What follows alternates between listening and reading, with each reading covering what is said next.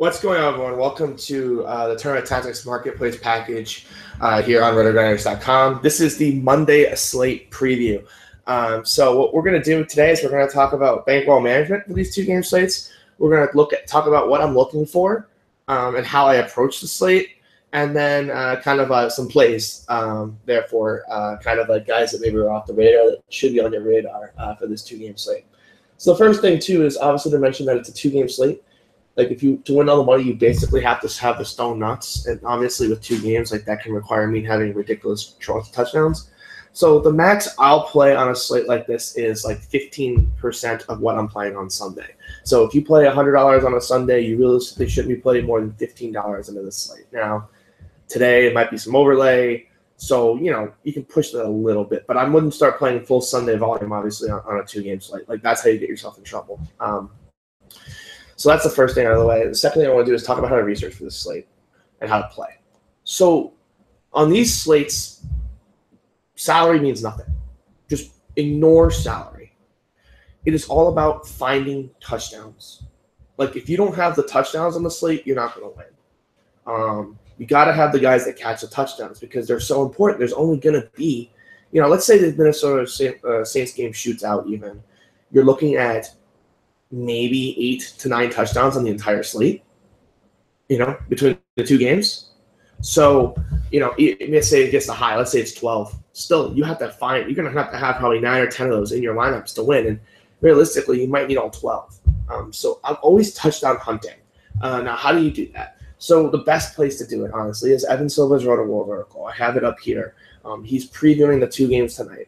What I'm looking for is a guy who he projects to play snaps that people think are not going to play snaps in a good spot. So, we look at, for example, if I pull up this Saints picture right here, obviously Bradford is one of the options tonight at quarterback. Bradford, Breeze, or Rivers. And, it talks about good matchups.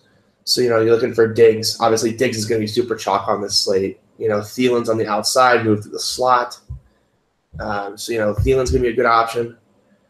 So the question is, okay, who's the third one out here, right? Thielen and Diggs are going to be chalk. Kyle Rudolph's going to be chalk. But, okay, what's the next level, right? So if we go to the Vikings depth chart, right, we go to, I'll just use the R-Lads one. It's really pretty decent. So, you got to look and see who's the slot's going to be. So is it Jarius Wright or Laquan Treadwell? I'm definitely going to be going to look for some beat reports today to figure out who the 3 wide guy is. That guy has touchdown equity. A guy I'm certainly going to consider. Now, obviously, at running back, too, right? We've got Dalvin Cook. But we know Latavius Murray could be a goal line. We could have Gillislee 2.0 tonight. So Latavius Murray, again, so if you're playing 20 entries in that $3, let's say, and that's good bankroll management, I would play a Latavius or two because he can capture the touchdowns. In that spot, he might only get 2 touchdowns and 18 yards rushing, but that's 13.8 raw points. That's going to be a top 3 score on the slate. So that's absolutely a situation where that's someone I'm going to consider. I actually don't know who the slot's going to be. I wonder if Roto World has it. Roto World Vikings. Let's see, sometimes they've got on the sides, that's not what I was looking for. I'm looking for the team home. So let's see, who do they have as the third running? Let's see, it's the wide receiver 3. It looks like it's going to be Laquan Treadwell. So, this is a guy, you can see wide receiver 3, Laquan Treadwell. So, that's a guy that's a low-owned, interesting tournament spot because, he has touchdown upside, right? And he's going to come in, 10%, 11%. And if he catches a touchdown, you only get 3 balls for 25 yards and a touchdown. But on a slate like that, that's 13 points. Those are the type of things you're targeting. On the Saints side, that's going to be Brandon Coleman. He's going to be the third wide. I say that. Let me just make sure. But I'm 99.99% sure that's Brandon Coleman. This happened last year when Steve was out. Actually, I won my King of the Beach Q last year on a 2-game slate that involved the Saints with Willie Snead out. And it was the same type of situation where I went Coleman, and I think a lot of people went trying to think who they went with. Might have been Fleener even. Yeah, it might have been Fleener. And see, this is nice. So he's our returning favorite for the fourth wide receiver role. Now this was in July, so now that Snead's out, so now he's going to be the guy.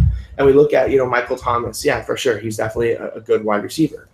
We check his matchups this week, right? And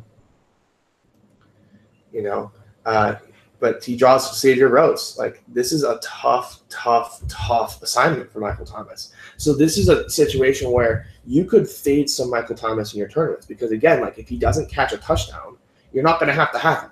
Leaving salary cap on the table today is not like an issue.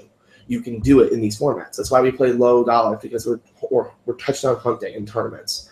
So he was the best cornerback last year. Okay, what are the better options? Ted Ginn gets Trey Waynes for sure. So Ted Ginn's going to be in a good spot, and he mentions that Willie Snead's out, and Fleener, and then he talks about Brandon Coleman, or it could be Tommy Lee Lewis. Like, so those are two guys that I'm absolutely going to sprinkle in, because if they catch a touchdown tonight at single-digit ownership on a 2-game slate, like, this is how we buoy ourselves way up the standings to get to the big dollars, which is what we're trying to do.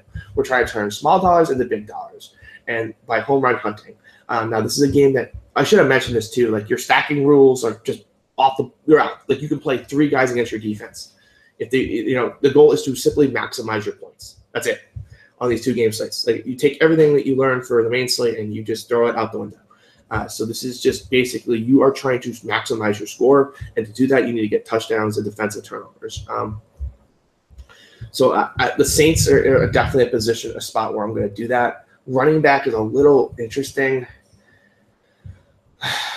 I'm torn. I could see Kamara being an interesting option. I just don't know how many snaps he's going to run. Like in PPR, like if they get down, I could see him capturing a bunch of scraps, but like, what's his touchdown equity? It feels like none. So for me, it's probably going to be just Ingram, AP. I guess I don't really like these guys, but I feel like I'm going to need to have one. So I'm going to eventually have to make a decision here and pick one. Gun to my head right now, probably taking Ingram, but it doesn't feel good. AP revenge against the Vikings. Maybe they give him the touchdown, but yeah, just don't feel great about that for sure. So that's the first game. The second game, obviously Melvin Gordon's a top play. Phillip Rivers is a top play. Even against that tough defense, I just think in terms of yardage and touchdown equity, Melvin Gordon's the guy you want. Keenan Allen has got a tough matchup here, but he's a high reception guy. These are guys, again, like, you're gonna have to catch the guys who catch touchdowns, right? Henry and Gates are interesting tight end options. I don't mind going 2 tight ends on the slate. I think that's one of the ways I'm going to differentiate myself, is that I think there's a lot of good tight end options, whether it be Gates, Henry, Fleener, and Rudolph. I think it's a strong tight end group this week. So I think playing 2 tight ends in your tournament teams, if they capture the touchdowns, again, you're going to be in really good shape. In terms of the Denver passing attack, for me, I don't mind C.J. Anderson a bit here. I think it's a fine play. I wouldn't play anybody else other than C.J. Anderson. Like, if one of those backup running backs troll us with a touchdown, they troll us with a touchdown. I'm just not going to really get too worried about that. Thomas and Sanders have tough matchups for sure. But they could get a lot of receptions. But honestly, I just don't know if they're going to score. Like, I just don't know if the Broncos even score. Like, their offense just seems like a disastrous matchup here. So I'll have some small exposure to these guys. Obviously, I'm not going to fade them on a 2-game slate, but I did too. I might play 1 max on my teams. Now that I think about that, that might be a good rule. So certainly a situation where, like, kind of want to just eliminate Denver on the 2-game slate, and hopefully they only score 1 touchdown. If you're playing FanDuel, the best way to leverage this, of course, is to take the field goal kicker. I'm not even sure that is, to be honest.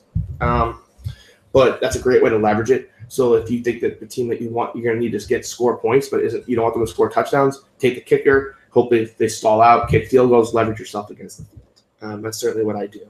Again, we talked about being responsible with your bankroll. Obviously, like I'm talking about playing guys like Tommy Lee. I even forgot his name. Tommy Lee Lewis. Like, you don't want a huge part of your bankroll in on Tommy Lee Lewis. So, yeah, it's just, for me, it's a situation like, I love playing the slate because it's touchdown hunting and it's fun. People always try to max out the salary cap, which is just really poor strategy. So there's an edge in tournaments, for sure. But, obviously, like, cap, you're going to have to hit the nuts, and it's a lot harder to hit the nuts when you have 290,000 different teams looking at a player pool about the same size.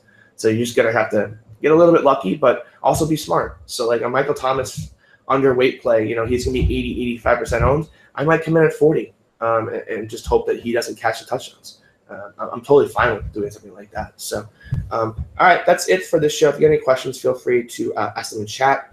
And then, obviously, new week starts tomorrow, and we'll get back to it. We'll have probably my last podcast will actually debut this week, and then I'll be back Friday for the lineup builder Sunday preview, and we'll do it all over again. So thank you all guys for subscribing. If you have any questions, feel free to email me, thesiege@rotogrinders.com. Any way I can make the package better, feel free to send that as well. And with that, guys, good luck.